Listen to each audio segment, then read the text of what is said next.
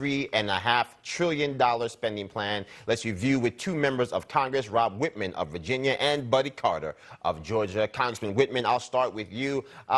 Look, I'm always happy to see that we're not going to spend money we don't have, but do these centrist Democrats have a death wish, or perhaps are they trying to remind the president of the centrist policies he promised to govern with? Well, I think they're trying. The question is will they be successful? You saw these centrist Democrats were not successful in voting against the Bernie Sanders budget that came to the House from the Senate. So I know they're saying those things. The question will be, will they really vote against this $3.5 trillion reconciliation bill? I hope they do, because by every measure, it is irresponsible spending, and it will mortgage the future of our children and our children's children. I mean, Congressman Carter, I want to come to you because you're always a straight shooter. So, I mean, we've spent $6 trillion in COVID relief that had very little to do with COVID, another $1.2 trillion on infrastructure.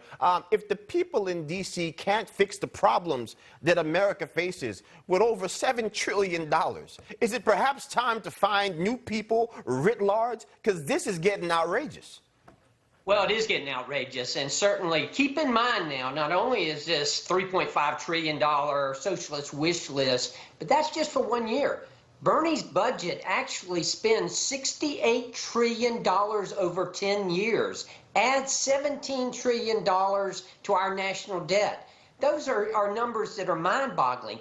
But one thing that I want to make sure that we always keep in mind is that hidden inside that budget there, that budget reconciliation, are policies that we need to be very, very careful about. Policies such as funding amnesty for illegal immigrants, policies such as increasing and doubling the size of the IRS, all of those things, and then the Green New Deal, all of these things are hidden within that spending bill, and it's something we should all be concerned with. Congressman Wittman, want to turn our eyes abroad to an issue that's on the hearts and minds of many people here at home. Americans trapped in Afghanistan, no crystallized plan to bring them home. Have you heard from any of your constituents who may be finding themselves trapped in Afghanistan? And if not, overall, what do you think can be done to make sure we get every single American home safely?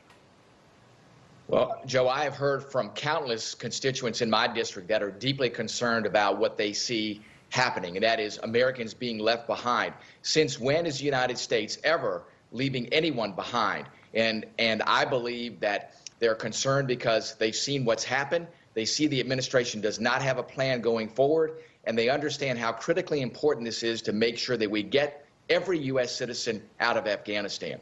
We also see, too, the massive amounts of equipment that have been left behind that are in the hands of the Taliban, advanced military equipment that I think is going to be used against us and our interest in the region. They are deeply concerned about all of those matters, and they want to see this administration do something. Unfortunately, they have not, and I don't believe they are on track to do so. About 30 seconds here, Congressman Carter. I'll give you the last word. To your colleague's point, we've got G.I. Joe starter kits in Afghanistan, $85 billion worth of equipment.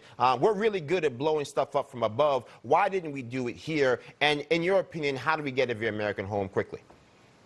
Well, we have to make sure that every American gets home. You know, to say that this has been an overwhelming success, I cannot believe the President of the United States said that. It's been a catastrophic failure. If anything, I had the honor yesterday of meeting with some Afghan veterans in my district office, and I can tell you they're embarrassed and they're concerned. And yes, they are questioning whether their sacrifice, whether their service was worth it.